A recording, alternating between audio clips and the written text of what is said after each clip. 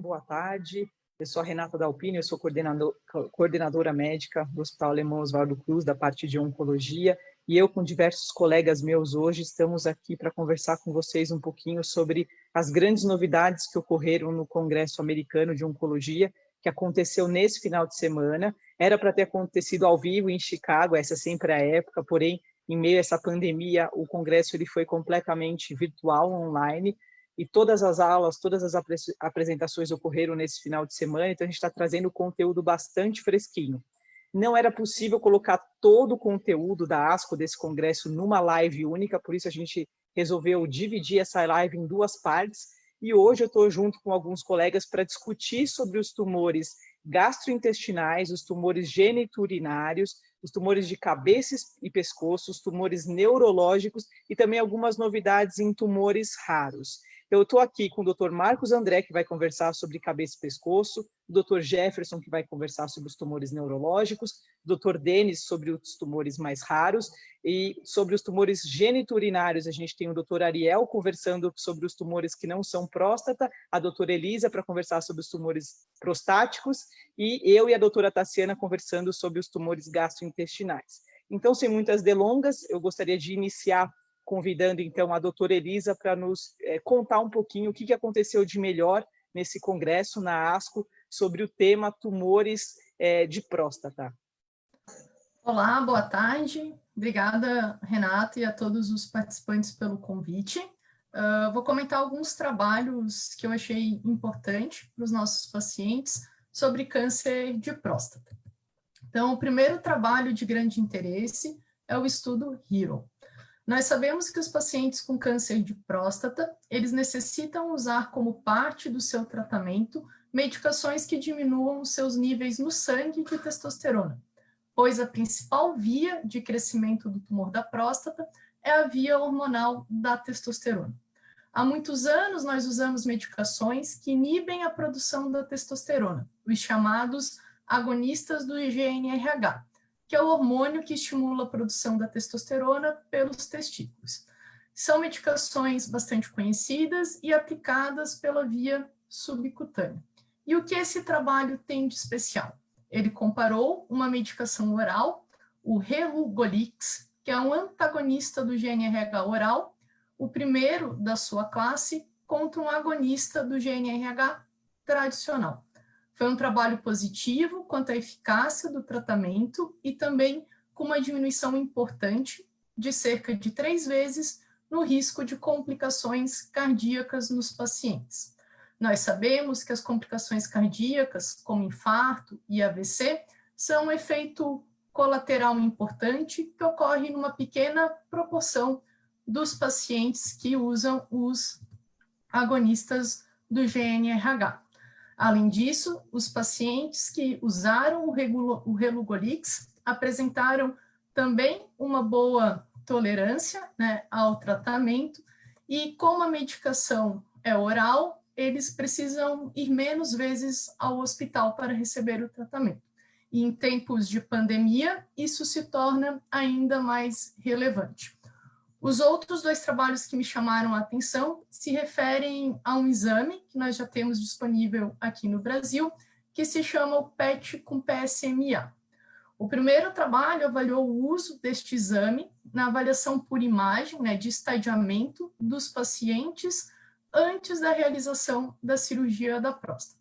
O que vimos neste estudo foi que aqueles pacientes que apresentavam linfonodos captantes no exame antes da cirurgia, mesmo com uma doença ainda localizada regionalmente, eles apresentaram, no segmento do estudo, após a realização da cirurgia, um aumento na chance da recidiva do tumor da próstata.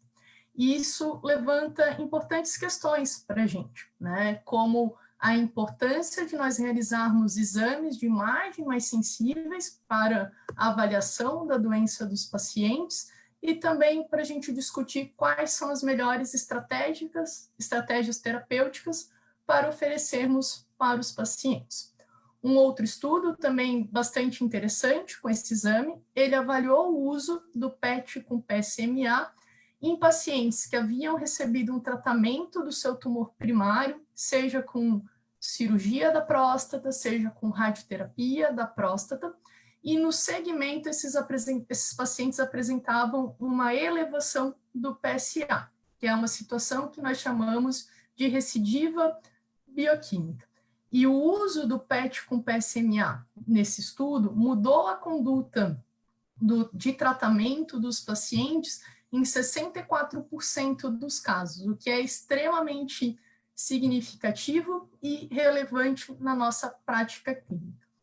E, por fim, eu gostaria de comentar dos dados de longo prazo, de 3 estudos com 3 medicações orais também, que nós já temos disponíveis aqui no Brasil, que avaliaram o uso dessas drogas naqueles pacientes com câncer de próstata avançado, que possuíam sua doença detectada pela elevação do PSA, mas a gente não consegue enxergar essa doença nos exames de imagem.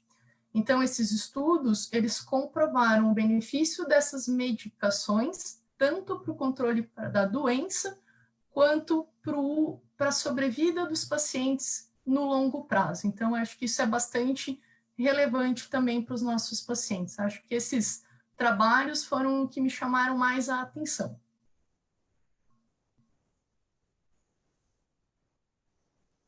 Obrigada, Elisa, foi ótimo. Eu aproveito para parabenizar dentro do tema próstata aí o doutor Ariel, que participou do estudo Javelin, que foi plenária na ASCO, então para explicar para os nossos pacientes o que é plenária. Plenária, na verdade, é a seleção de 5 artigos principais, dos 5 principais trabalhos que aconteceram durante esse ano e que são apresentados numa sessão em que para todo o congresso, para todo mundo participar. Então, eu já parabenizo o Ariel, que vai ser o nosso próximo palestrante, por ter recrutado um número bastante bom de pacientes para esse estudo, e passo a palavra, então, para o Ariel para conversar um pouquinho sobre os tumores geniturinários não próstata.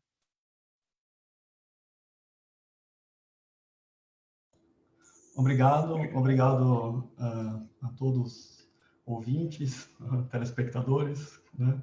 E obrigado, Renata. Eu acho que a lição que fica é a importância de participar de um estudo clínico, né? Então, acho que estudos clínicos são coisas que nós brasileiros ainda não estamos muito habituados, mas eles são sempre vanguardistas, eles trazem o que tem de novo, o que está aparecendo, e você está sempre no limite da tecnologia quando a gente fala em oncologia. Então, assim, aos pacientes que participam de estudos clínicos, eles são muito bem acompanhados, e quando eles conseguem entrar num estudo que futuramente é positivo, como esse que foi apresentado no Congresso agora, eles saíram na frente de todo mundo, eles tiveram vantagem em relação a todos os outros. Esse estudo que a Renata mencionou é um estudo para câncer urotelial. Urotelial se refere a câncer basicamente da bexiga e das vias urinárias superiores, no caso, a pelve renal e o ureter, né?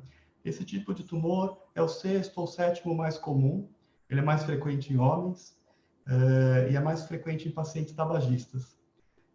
Esse tipo de tumor, quando ele apresenta-se localizado, o tratamento é basicamente cirúrgico, e a gente faz uma quimioterapia complementar, mas muitas vezes ele já se apresenta avançado, com metástases. Essas metástases podem ser para o fígado, pode ser para o pulmão, para os ossos, etc. E até então, o tratamento tem sido com quimioterapia convencional. E o que acontece? O paciente tem uma boa resposta, mais ou menos 70% dos pacientes respondem bem à quimioterapia inicialmente, mas após 2 ou 3 meses, o tumor volta a crescer.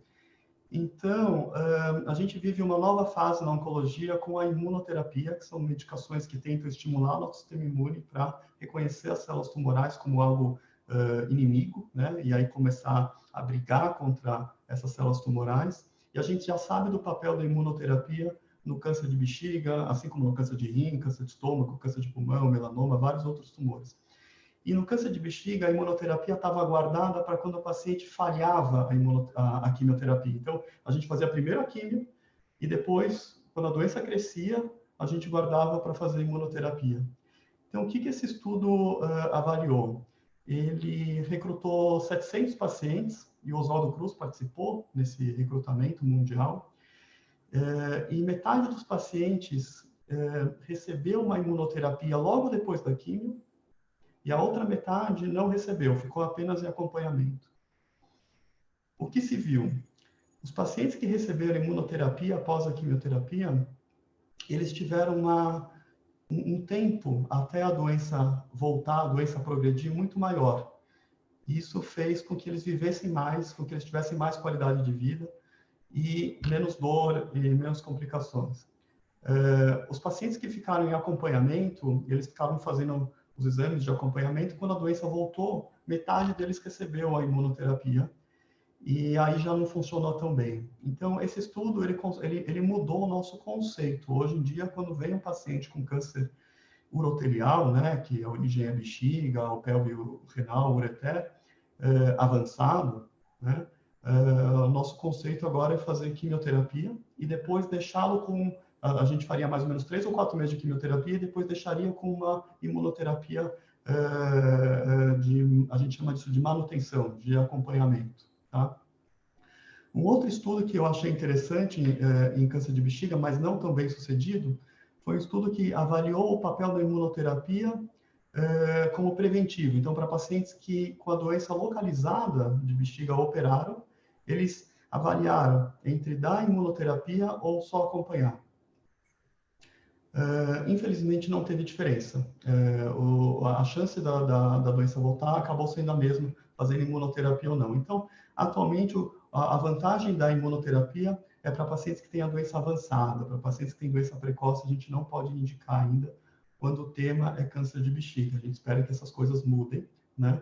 E a gente tem aqui no Oswaldo Cruz 2 protocolos com imunoterapia em câncer de bexiga. Um protocolo que a gente está fazendo a quimio com a imunoterapia antes de operar, e aí a gente vê o resultado comparado com a quimioterapia. E um outro protocolo que é para doença avançada, que a gente faz a quimio e a gente junta a quimio com a imuno. E aí pode ser a grande sacada. A gente vai ter os resultados mais para frente, mas juntar a quimio com a imuno pode ser a solução, ou pelo menos a melhor solução para um tumor que nem esse. Aproveitando, teve 2 estudos para câncer de rim também. Um deles se chama Savoie, que o Oswaldo Cruz também participou, incluiu pacientes, que é para um tipo de câncer de rim bastante raro, chamado tumor papilífero renal.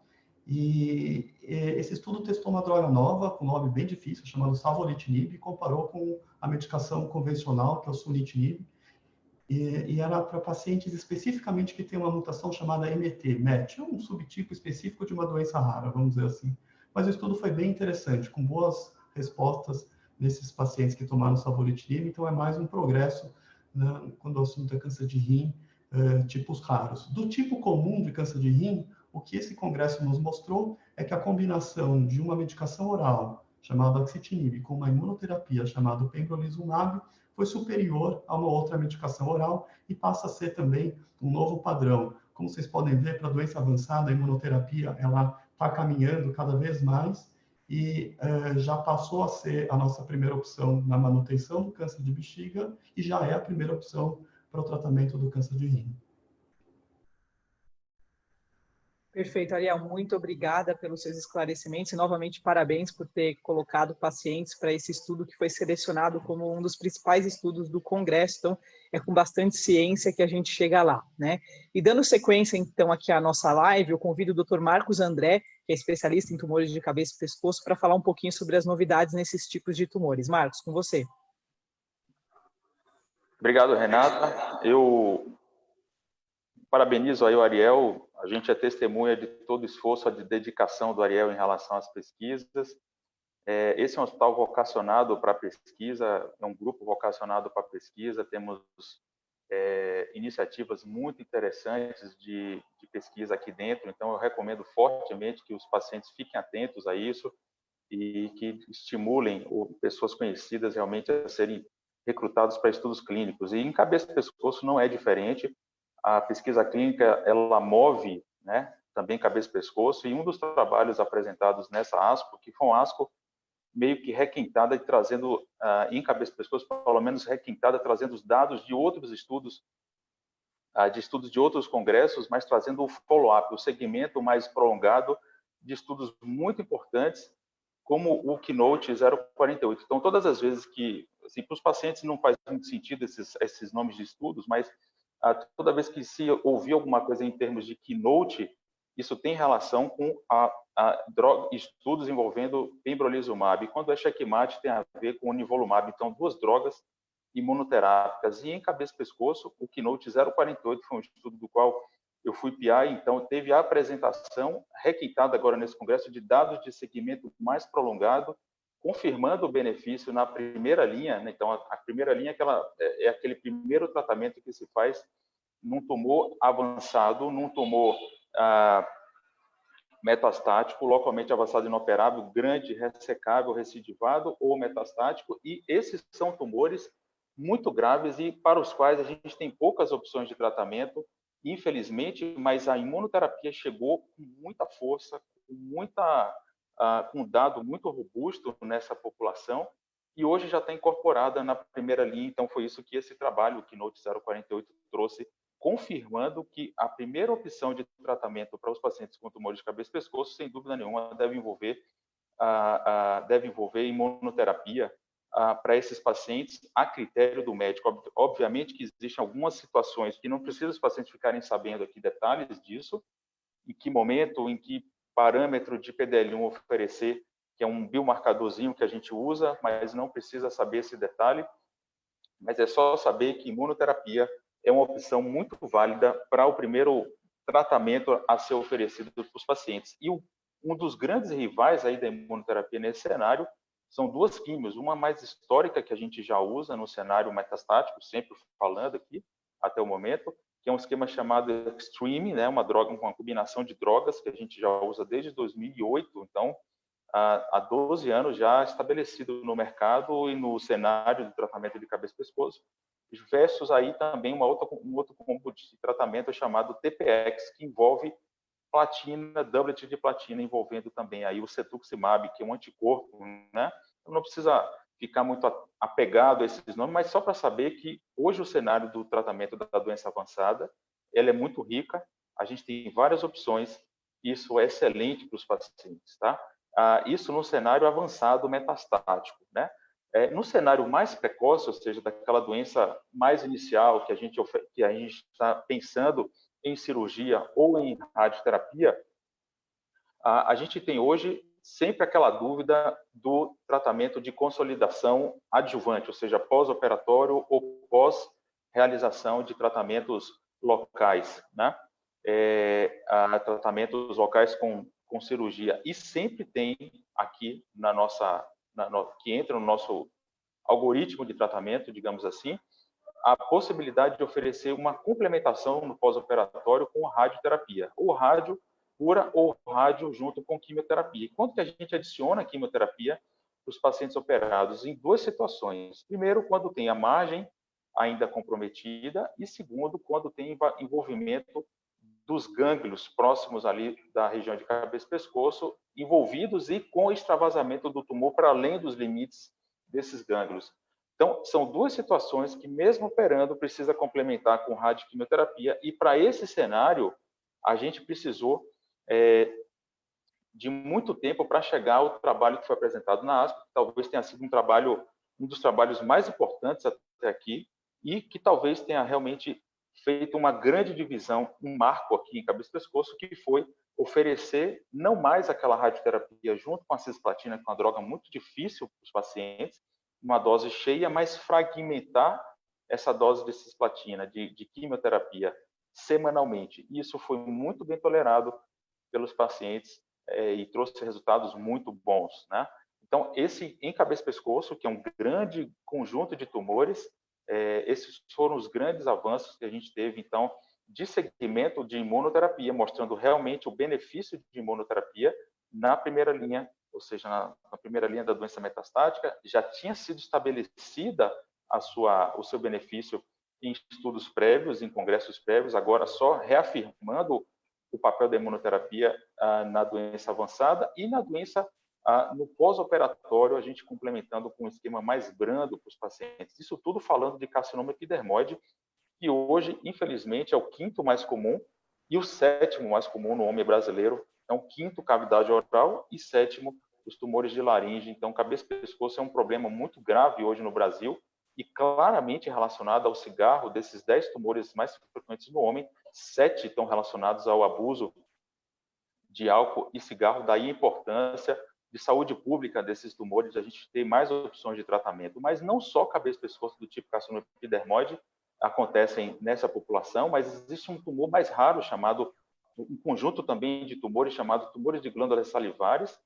É um conjunto muito heterogêneo de tumores e que a gente teve avanços importantíssimos também nessa ASCO, que abriu opções aí de testagem molecular por uma molécula chamada Agarrais. Não precisa também ficar gravando esses nomes, mas só para saber que existem essas opções disponíveis e para o qual já existe uma medicação própria e que foi desenvolvida agora recentemente com 56% dos pacientes respondendo a essa nova medicação nesse cenário. E uma outra opção de tratamento foi axitinib, uma droga usada aí na área do Ariel de tumores de rim, também tumores de cabeça e pescoço do tipo glândula salivar. Então, foram 4 grandes trabalhos que eu gostaria de destacar para vocês, grandes avanços na área de carcinoma epidermoide, grandes avanços na área de tumores de glândulas salivares. Obrigado pela participação e pela oportunidade. Obrigada, Marcos. Obrigado por resumir aí o que aconteceu no mundo de câncer de cabeça e pescoço. Acho que, pelo que a gente percebeu até agora, o que mais foi realmente importante nesse congresso foi o valor da imunoterapia nesses tratamentos até então. E eu vou convidar agora o Dr. Jefferson para conversar um pouquinho sobre o que aconteceu no mundo da neurologia dentro desse congresso. Jefferson, é com você. Boa tarde aos meus colegas, boa tarde aos nossos pacientes e a quem nos assiste. Eu sou o Jefferson Pimenta, sou oncologista clínico do Centro de Oncologia do Hospital Alemão Oswaldo Cruz. Primeiramente, eu quero parabenizar o Dr. Ariel pela citação honrosa aí no importante estudo de plenária, né, do Congresso Americano de Oncologia Clínica. E esse ano o Congresso nos trouxe algumas novidades bastante animadoras no campo dos tumores primários do cérebro. É verdade que todos em fase inicial ainda, mas tivemos a apresentação de 2 estudos interessantes com uma nova classe de medicamentos chamadas inibidores do IDH. É uma mutação que ocorre em até 80% dos pacientes que têm tumores de baixo grau primários do cérebro, e em 5% dos pacientes com um tumor chamado glioblastoma, que é um tumor primário do cérebro bastante agressivo. Essas medicações foram testadas em pacientes com recorrência do tumor, já previamente tratados, e mostraram uma chance de controle da doença de até 50%, mantendo a doença sob controle por um tempo mediano de 7 meses e meio. E em pacientes com tumores de baixo grau, esse tempo de controle da doença durou até 31 meses. Então, apesar de ainda iniciais, esses estudos eles apontam para mais uma opção de tratamento bastante promissora para pacientes com tumores primários do cérebro que apresentam mutações nos genes IDH1 e IDH2. E, na prática, torna, então, mandatória nós, neuro-oncologistas, a testagem dessas mutações. Perfeito, Gerson, muito obrigado. Então, pelo menos dentro do campo de neurologia, acho que as drogas-alvo moleculares foram talvez mais importantes do que a imunoterapia. Eu vou passar agora a palavra para o Dr. Denis Chimba, que vai conversar um pouquinho com a gente sobre o que aconteceu dentro do campo de tumores mais raros. Denis. Boa tarde, pessoal. Meu nome é Dr. Denis Chimba, né? Eu sou médico do Centro de Oncologia do Hospital Alemão Oswaldo Cruz, tá? Primeiramente, queria agradecer nesse momento, está vivendo esse momento dessa pandemia, né? E mesmo com tudo isso, a comissão organizadora conseguiu juntar tantos médicos para tentar disseminar um pouco dessas informações, desse grande congresso nosso que acontece anualmente em Chicago, tá? Então, vou tentar passar algumas informações importantes que aconteceram na minha área. Primeiramente, um dos estudos foi, quando foi descrito, foi avaliado pacientes com meningioma. Meningioma é um tumor comum no sistema nervoso central, entretanto, assim, tumores do sistema nervoso central, de forma geral, são tumores bastante raros. Entretanto, o que foi avaliado? Foi avaliado pacientes que tiveram progressão ou recorrência, nesse tipo de tumor. E o grande problema é que, por anos, décadas, a grande dificuldade é que a gente sabe sobre a importância da radioterapia e a importância da cirurgia. O grande problema é que, assim, quando recorre esse tumor progride, nada muito tem o que fazer. E sendo que estadios mais avançados, quase 80% dos tumores vão recorrer. Estados iniciais, não. 20% recorre e algumas vezes a gente nem precisa fazer nada, se for um tumor um pouco agressivo. Mas o grande problema beira nesses tumores mais agressivos, que vão recorrer, como eu já tinha falado, 80%. Foi tentado diversas formas de tratamento, como hidroxiluré, imatinib, erlotinib, mas com todas essas drogas, nada de grande benefício, com resposta de tratamento quase a zero. Então, tínhamos que tentar achar uma nova forma de tratamento. Aí que surge esse estudo, que avaliou, só que o grande problema é que assim, tentou-se, na avaliação, só conseguimos foi avaliada a mutação NF2. Isso também não precisamos saber. Mas, assim, é um grupo restrito desses doentes, só que quem fez essa droga, tinha aqui um inibidor de FAK, que eu não vou falar o código da droga, tá? Está em estudo em andamento. Mas, assim, nesses pacientes, teve uma surpreendente ganho de sobrevida livre de progressão. Pacientes com graus mais avançados, 2 e 3, chegaram a ter uma sobrevida de progressão, que seria sem pessoas que não tiverem nenhuma recorrência, progressão, de quase 33% dos pacientes. Em termos gerais, os pacientes só 15% dos pacientes conseguem não ter progressão. Agora, quando a gente fala de tumores iniciais, quase 83% desses pacientes não tiveram nenhuma progressão, sendo que nos estudos históricos, nos dados históricos, só 25% dos pacientes não iam ter progressão.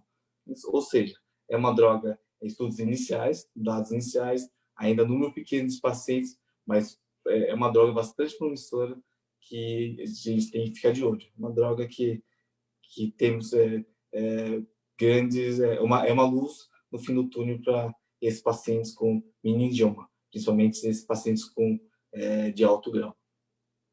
Outro estudo que chama atenção também, pensando também em tumores do sistema nervoso central, seria uma droga chamada interectinib, também que inibe diversas moléculas. Tá? O que acontece? Foi avaliado principalmente em pacientes com sistema nervoso central, principalmente, e avalia que essa droga é bastante efetiva nesse tipo de tumor. Entretanto, assim, foi avaliado tanto o sistema nervoso central, que inclui gliomas e neuroblastomas, que são tumores bastante raros, e, além disso, tumores que não cometem a região do cerebral, como sarcoma e glândula salivar. Nesse aqui, o que foi uma grande resposta? A gente viu que quase 70% dos pacientes que tinham essas lesões do sistema nervoso central conseguiram resposta com essa medicação. E mesmo em tumores extracranianos, que incluem o paciente com sarcoma e glândula salivar, 86, quando somos todo esse grupo, quase 86% dos pacientes tiveram, pelo menos, não progressão da doença. Foi a droga segurando a doença do paciente. E o autor assim, considera que é uma grande luz também, mas uma outra droga, principalmente esses tumores com glioma de alto grau. Porque a gente sabe que esse classe de tumor é um tumor que progride bastante e temos poucas opções terapêuticas no momento. Mais um estudo que chama bastante atenção é uma droga chamada CX072, que não é de grande importância vocês saberem, mas qual que é a grande importância desse estudo? A gente sabe que as quimioterapias, imunoterapias, têm seus efeitos colaterais. E o que foi uma grande novidade para isso? Que eles utilizam uma prodroga. O que é uma prodroga? Uma droga ligada, conjugada dentro de uma molécula. Tá? Nesse caso, vai ligar uma molécula chamada PDL1. E esses pacientes não vão ter um alvo totalmente nas células cancerígenas. E vai evitar que os efeitos colaterais que são comuns de efeitos colaterais, não apegam células sadias. Tá? Nesse estudo foi avaliado tanto em tumor de canal anal, câncer de mama triplo negativo, sarcoma pleomórfico e intestino delgado.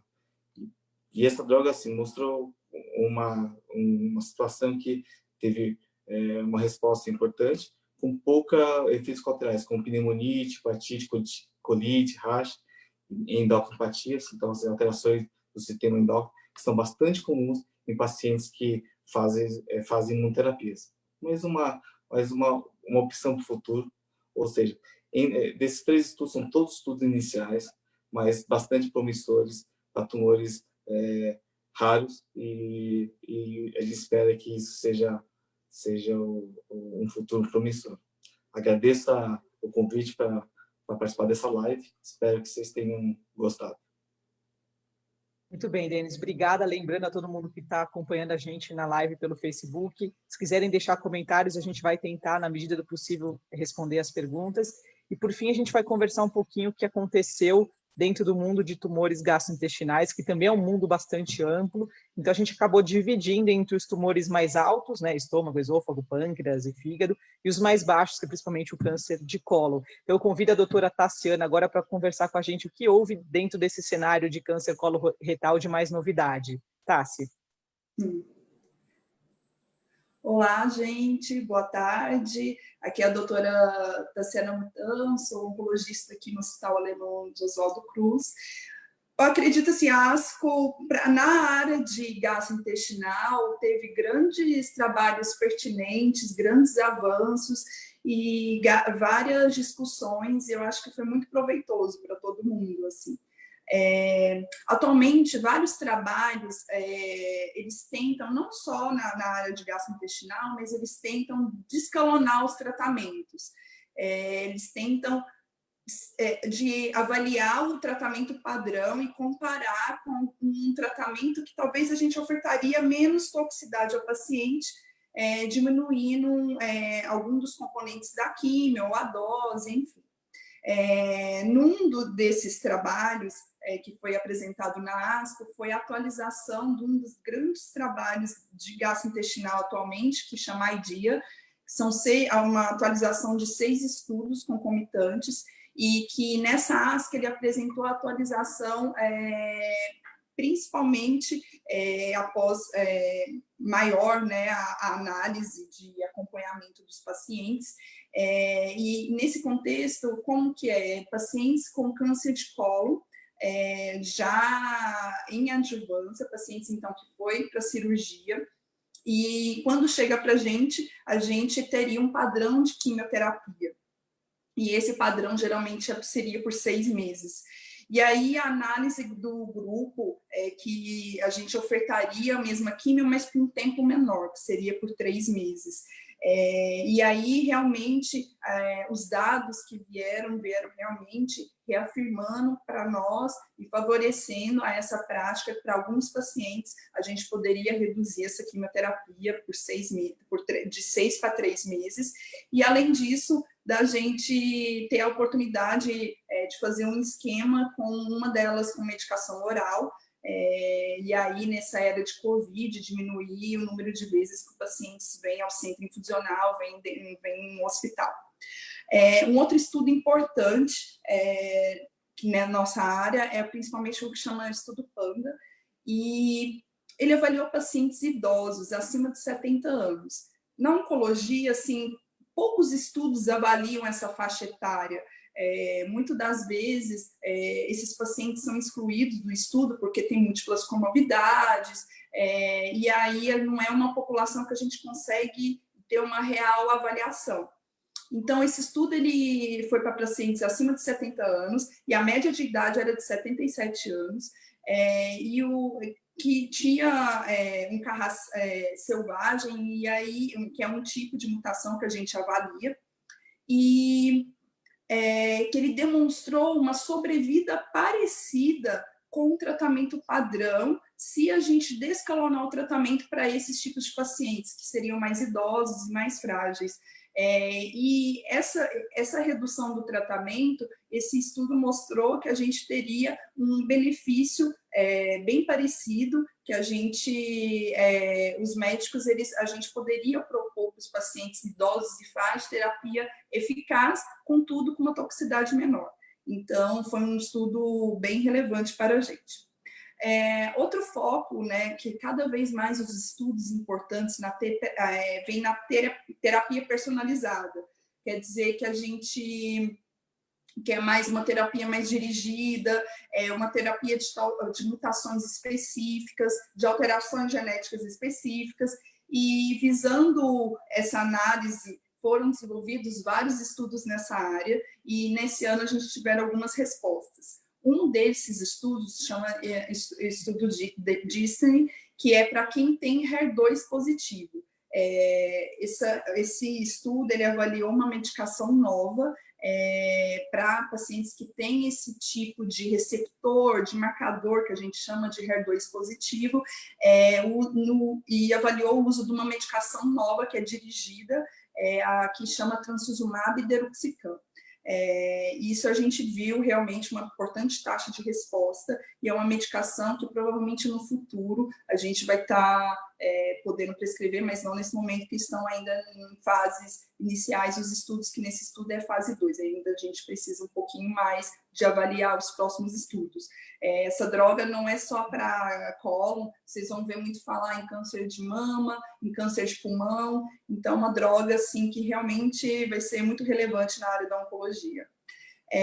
Um outro estudo também, que esse estudo, na verdade, ele foi plenária e realmente vai mudar a nossa prática médica atualmente, que é um estudo que se chama Keynote 177, mas na verdade ele avalia pacientes que têm instabilidade microsatélite, ou seja, ela tem essa alteração genética, isso em câncer de cólon é em torno de uns 15%. E aí ele avalia os pacientes que são metastáticos, ou seja, pacientes que não têm só doença localizada, ele tem pacientes que têm doenças em outros locais, e pacientes que têm esse tipo de mutação foi analisado a imunoterapia, ou seja, uma medicação que chama pembrolizumab, foi comparada com a terapia padrão, e realmente a gente viu uma ótima resposta, na verdade, uma taxa de sobrevida o dobro de quem usou imunoterapia. Então, realmente é uma medicação que, igual a Renata falou, a imunoterapia realmente está indo em vários tumores, e realmente em câncer de cólon ela veio para ficar em primeira linha de pacientes que têm esse tipo de mutação específica. Em relação a câncer de reto, assim, teve vários estudos, né? Mas em relação ao câncer de retal, a gente tivemos bons estudos, né, principalmente em áreas perioperatórias, e principalmente na avaliação de tentativa de preservação de órgãos, ou seja, preservação de esfíncter, e realmente em doenças mais avançadas localmente, e a gente viu grandes avanços, e a discussão principalmente se a gente consegue ou diminuir dose de radioterapia, se a gente consegue dar um pouco mais o tratamento da quimioterapia junto com a rádio antes da cirurgia, e realmente a gente vê grandes avanços, principalmente a gente vendo que talvez uma dose um pouco menor de radioterapia, e principalmente nós, um país em desenvolvimento, em SUS, que talvez nesse momento poderia reduzir um pouco o custo do tratamento. E isso a gente está em voga também, e foram bons trabalhos. Acho que foi isso, Rê. Se você quiser complementar também, é que foram tantos trabalhos. Perfeito, Tassi. Acho que você fez um excelente resumo do que aconteceu no mundo de câncer coloretal. Foi bem isso mesmo, a ideia de tentar trazer menos tratamento com a mesma eficácia. Eu acho que dentro desse tema em câncer coloretal o congresso foi bastante positivo. E a gente também teve, então, os tumores não coloretais dentro dos tumores gastrointestinais. Então, vou falar um pouquinho de esôfago, estômago, pâncreas, fígado e vias biliares, né? Então, dentro desse cenário, a gente também teve coisas muito interessantes. a grande vedete dentro de gastrointestinal foram os tumores que têm essa alteração que a Tassi já comentou, que é o HER2 positivo. A gente sabe que na mama isso é comum, no cólon é raro, fica em torno de 5%, 4%, e em câncer de estômago e esôfago, ali a região da transição, pode chegar até 20% dos pacientes com HER2 positivo. E para esse tipo de pacientes, quando eles já têm a doença já espalhada, a doença metastática, também foi apresentado essa mesma droga que a Tassi apresentou em câncer de colo, foi apresentado um estudo com a droga chamada T-DXd, do inglês, que é o trastuzumab deruxtecan, que ele combina o anticorpo, que é o trastuzumab, junto com um remédio que, quando entra dentro da célula, libera uma quimioterapia, que é a quimioterapia chamada deruxtecan, e o trabalho foi super interessante, apesar de ser relativamente pequeno. Os pacientes tiveram uma boa taxa de resposta. O que isso significa? Boa chance do tumor diminuir de tamanho, e os pacientes também viveram mais quando comparado com quimioterapia padrão, mas lembrando que isso era para pacientes que tinham o HER2 positivo e que eles já tinham falhado a tratamentos padrão, né? A gente teve, dentro desse cenário do HER2 positivo, também estudos para doença que não era espalhada, para doença que não era metastática. Um deles foi negativo, que foi o RTOG 1010. Esse estudo foi exclusivo para pacientes com tumores de esôfago e de transição do esôfago com estômago, e ele comparou fazer quimio e rádio sozinho e depois operar, que é o que a gente faz para esses pacientes até o presente momento, ou fazer esse mesmo protocolo e adicionar o trastuzumab para esses pacientes que têm um HER2 positivo. E, infelizmente, apesar de a gente jurar que esse estudo viria positivo, ele veio negativo. Isso mostra para a gente, dentro da oncologia, que é muito importante a gente acompanhar os resultados científicos dos estudos e não apenas o que a gente acha que vai acontecer, porque às vezes não acontece, né? E dentro desse cenário do HER2 positivo, a gente teve um estudo pequeno, chamado Petrarca, que comparou para pacientes que tinham tumores de esôfago e estômago, fazer o que a gente fazia habitualmente para os pacientes HER2 positivos, que era só o FLOT, que é a quimioterapia, faz 4 ciclos antes, opera e faz 4 ciclos depois, ou fazer esse mesmo esquema e adicionando 2 anticorpos contra o HER2, o trastuzumab e o pertuzumab. E esse estudo foi positivo, apesar de ter sido um estudo bastante pequeno, então chama a atenção que merecem mais estudos na frente, lá para frente, para o futuro, para responder melhor essa questão se esses tumores iniciais, esôfago e estômago, quando tem o HER2 positivo, se eles se beneficiam também da adição de algum anticorpo contra o HER2. Então, isso foi esôfago e estômago.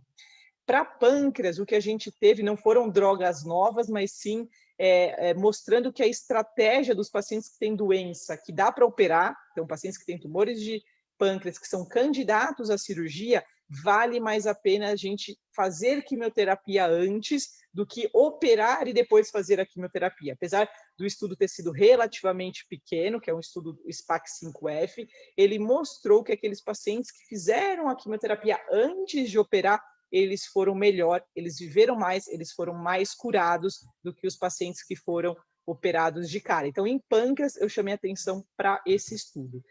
Para o estudo de hepatocarcinoma, que é o tumor que nasce no fígado, que é aquele tumor típico dos pacientes que têm cirrose, o que chamou mais atenção foram drogas que não vão vir, provavelmente, para o Brasil, porque foram estudadas especificamente para pacientes chineses, mas eu chamo a atenção para um estudo que comparou para pacientes que já tinham usado o sorafenib, que é um tratamento que a gente usa de primeira vez para os pacientes, e eles usaram, então, uma combinação de 2 agentes imunoterápicos, o durvalumab e o tremelimumab.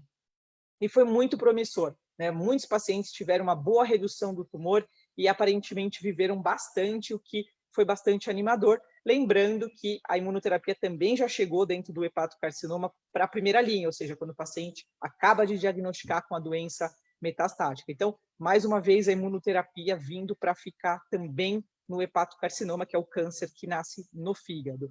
E para tumores de vias biliares, o que chamou mais atenção foi um estudo bem pequenininho, ou seja, ainda carece de mais informações, mas mostrando que a quimio padrão que a gente faz quando o paciente tem um tumor de vias biliares metastático, que é uma combinação de 2 químios, cisplatina e gemcitabina. Esse estudo avaliou a adição de mais 2 agentes imunoterápicos, e as taxas de resposta também foram muito promissoras. Isso, obviamente, vai requerer estudos que vão comprovar isso lá na frente. Mas eu achei que dentro do mundo gastrointestinal tivemos essas grandes novidades.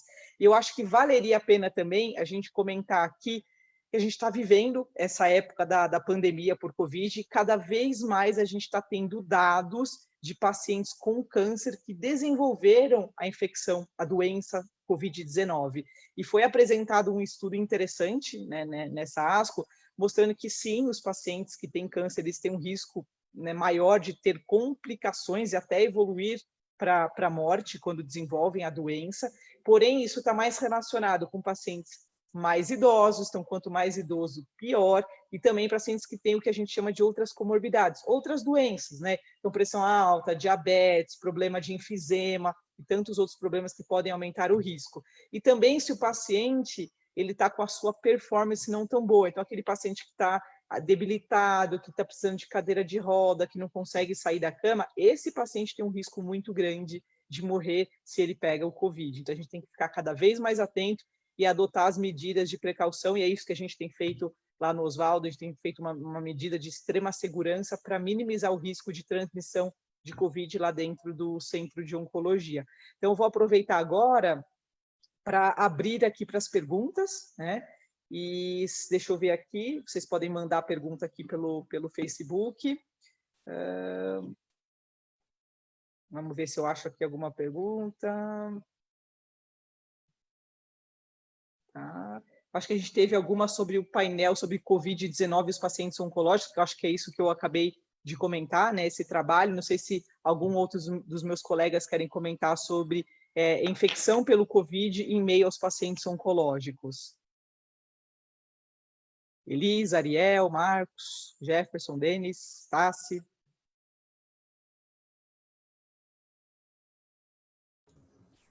Bom, acho que complementando um pouquinho o que você comentou, né? Acho que um trabalho que chamou a nossa atenção, e acho que amanhã o pessoal vai comentar um pouco mais, foi o estudo europeu, né, da prevalência da infecção por Covid e os desfechos nos pacientes com neoplasias torácicas, né, basicamente câncer de pulmão, e que mostrou que esses pacientes tinham um risco importante, né, de evoluir para óbito pela infecção do Covid, né. A gente ainda está acompanhando esse estudo, né, ele está sendo atualizado diariamente, né, conforme os casos vão sendo alocados dentro do estudo, para a gente entender melhor como que os pacientes se comportam durante a infecção por Covid. Perfeito. E pensando agora mais nos tumores, então, geniturinários, então, para o Ariel e para a Elisa agora, quão acessível será esse tratamento, esses novos avanços que a ASCO trouxe dentro do campo de tumores geniturinários, quão acessível isso será para os nossos pacientes, pensando que a gente está aqui no Brasil, que existe, às vezes, um timing grande, né, um delay aí entre o tratamento ser aprovado fora e o tratamento ser aprovado aqui no Brasil. O que vocês acham?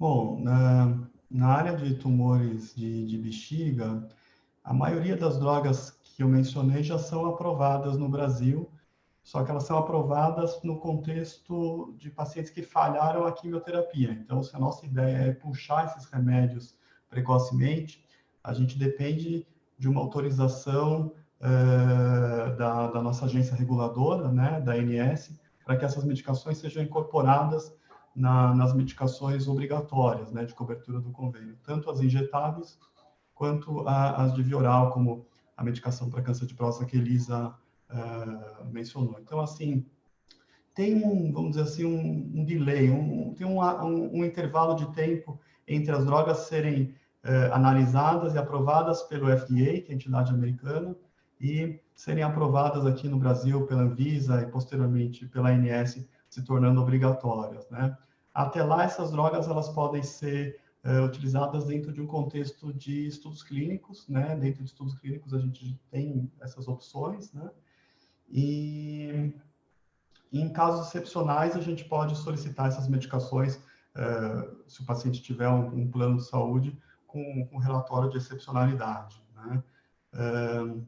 Tem que lembrar que a realidade do SUS é bastante diferente. Então, a imunoterapia não está disponível no SUS, não faz parte das medicações obrigatórias do SUS, exceto também, novamente, em estudos clínicos. ainda o alcance é muito pequeno. Então, a diferença de tratamento tem ficado muito grande entre as instituições privadas e públicas nesse sentido. A gente espera que, com o avanço da medicina e a gente descobrindo, aparecendo novas imunoterapias, esse preço caia, ou aparecendo novas medicações, a gente consiga usar por menos tempo esse tratamento, eles passem a ser disponíveis para mais gente, porque realmente, hoje em dia, a fatia dos pacientes no Brasil que consegue ter acesso a esse remédio ainda é muito pequena. Perfeito. Eu vou aproveitar, então, tem uma pergunta de uma ouvinte, que é a Maria Nilva. Ela está perguntando aqui para qualquer um da gente se algum paciente em tratamento quimioterápico ele contrai o COVID ou ele está em suspeita da doença, se o tratamento com quimioterapia ou com a imunoterapia deve ser interrompido.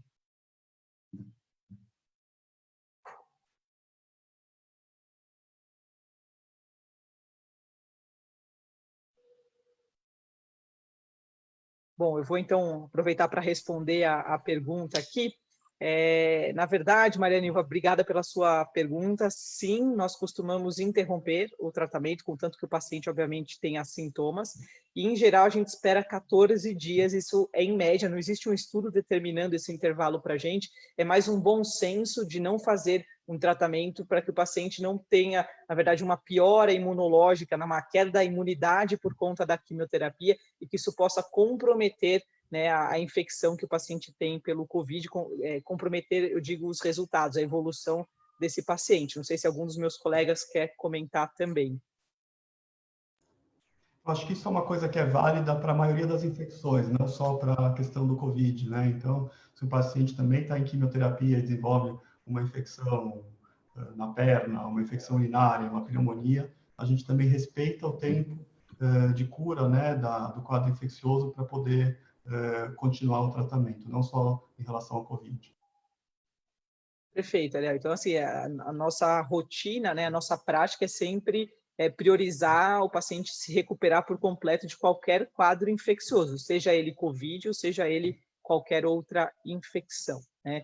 Eu vou aproveitar também, enquanto não vem outra pergunta, para comentar sobre um trabalho que nós levamos para a ASCO, um trabalho feito no Hospital Alemão Oswaldo Cruz, que foi um questionário aplicado para mais de 150 pacientes nossos, sobre o uso de terapias alternativas, terapias complementares, né, junto com o tratamento oncológico. Então, a gente sabe que o Brasil é um país que preza muito por esses tratamentos alternativos, né, e a gente aplicou esse questionário, o que a gente viu que aproximadamente 30% dos nossos pacientes usam ou já usaram algum tipo de tratamento complementar, aqueles tratamentos que não têm uma comprovação científica de eficácia, né?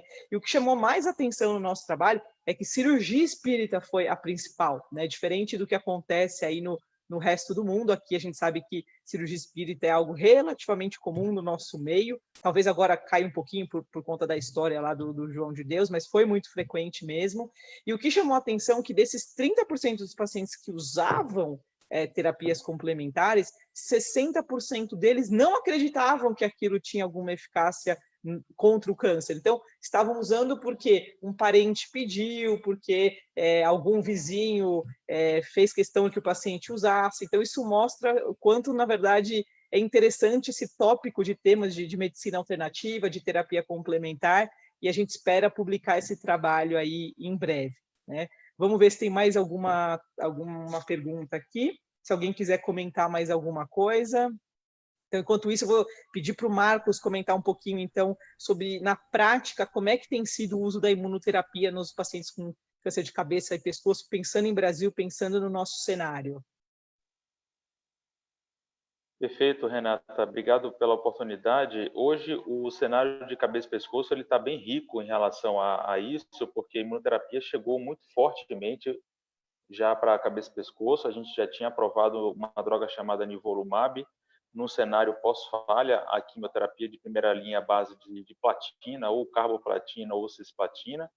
E aí, isso já tem mais ou menos 2 anos, e aí no ano passado, como eu tinha falado na minha primeira parte aqui, na primeira parte da minha fala, a imunoterapia chegou já para a primeira linha. Então, Quando a gente fala de droga-alvo, quando a gente fala dessas novas, modernas drogas, né, de terapia-alvo, imunoterapia, a gente raramente, salvo raríssimas exceções, a gente está falando da aplicação dessas medicações no cenário mais precoce, ou seja, doença ou antes da cirurgia, ou depois da cirurgia, ou doença localizada. A gente sempre está falando para doença avançada metastática, e é para esse cenário de pacientes que ela foi primeiramente estudada. Então, o nivolumab ele foi estudado na segunda linha, pós-falha, a quimioterapia à base de platina, se mostrou benéfica, foi incorporada, a gente já tem no Brasil, e a partir daquele estudo, o Keynote 048 que eu citei para vocês, também no cenário metastático, agora não mais nivolumab, mas pembrolizumab, ele se mostrou positivo, e o Brasil é um dos poucos locais no mundo que aprovou a utilização de pembrolizumab isoladamente para PDL1 acima de 1%. Então, esse é um parâmetro importante, porque, em geral, a gente usa o pembrolizumab para PDL1 acima de 20%, que é um biomarcador mais importante hoje em cabeça e pescoço, com uma forma de analisar esse PDL1, não o TPS, que a gente usa em câncer de pulmão, mas uma outra forma de análise chamada CPS, que é o C de Combined, de análise combinada do PDL1, tanto nas células do tumor, mas também nas células inflamatórias ali do microambiente tumoral. Então, o CPS acima de 20% é um parâmetro para a gente oferecer o pembrolizumab puro, e para aqueles acima de 1%, a gente pode oferecer no Brasil pembrolizumab puro ou pembrolizumab associado à quimioterapia. Então, essa é uma realidade que a gente já tem disponível, felizmente, para os nossos pacientes, mas lembro que para doença metastática, para doença precoce ou antes da cirurgia, ou depois da cirurgia, a imunoterapia não tem qualquer papel. Perfeito, Marcos. Muito, muito obrigada. E antes da gente terminar a live, então, um wrap-up aqui. Seria legal a gente explicar para os pacientes, e para isso eu vou convidar a Elisa para tentar explicar para os nossos pacientes, o que é isso que a gente fala de estudo de fase 1, estudo de fase 2, estudo de fase 3, se você puder resumir antes que a gente possa terminar a live.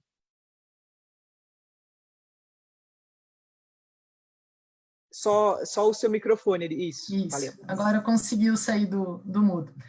Então, a pesquisa clínica, né, que o Ariel comentou bem, né, a gente tem vários estudos abertos aqui no hospital. Quando a gente fala de fases, a gente fala fase 1 é aquela fase mais inicial, né, quando a gente tem uma medicação e a gente quer ver a segurança e a tolerabilidade dessa medicação em seres humanos. Então, geralmente, nós convidamos nos estudos de oncologia, né, então, pacientes com câncer avançado, que já efetuaram todos os tratamentos possíveis, né, para a sua doença, e eles concordam em participar desses estudos para a gente ver efeitos colaterais, qual é a dose adequada dessa medicação. Geralmente, os estudos de fase 1 são estudos pequenos, né, que a gente vai alocando pequenos grupos de pacientes e testando. As medicações que se mostram seguras, né, que têm um perfil de efeitos colaterais aceitáveis e uma taxa de atividade contra o tumor, elas passam para os estudos de fase 2, onde o nosso objetivo, né, já são estudos maiores,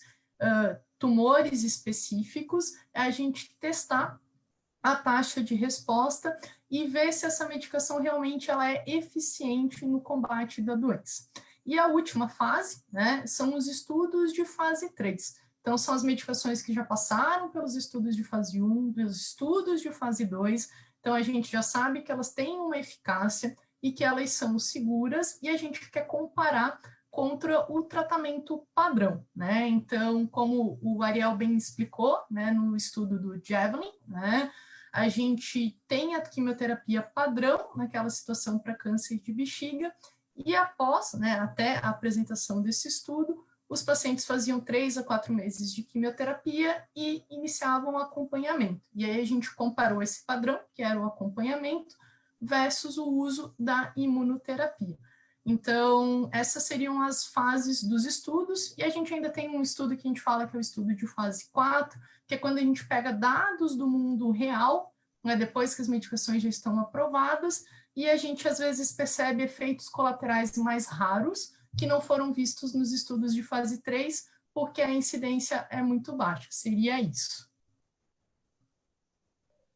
Perfeito, Elisa. Então, muito obrigada aí pelo resumo. É sempre importante esclarecer os nossos pacientes sobre o que é cada fase de estudo, né? Porque sempre existe muita dúvida a respeito disso. E a gente vai encerrar, na verdade, a nossa live aqui, lembrando que amanhã, nesse mesmo horário, às 17 horas, vai ter a continuação dessa live, só que com os temas que a gente não abordou hoje, que seriam para câncer de mama, os cânceres ginecológicos, sarcoma, melanoma e câncer de pulmão. Então, eu convido vocês amanhã para participarem no nosso site aqui do Facebook, nossa página do Facebook, e aí a gente vai estar discutindo esses tumores que hoje a gente não pôde discutir, porque realmente a oncologia ela é muito extensa e ela precisa hoje ser subdividida. Então, eu agradeço imensamente aos meus colegas por terem participado dessa live aqui comigo, e a todos vocês por terem permanecido aqui até o final. Espero que tenha sido útil e a gente se coloca à disposição na medida do possível, que se houverem dúvidas a respeito do que a gente abordou aqui, a gente vai tentando responder. Muito obrigada e boa noite a todos.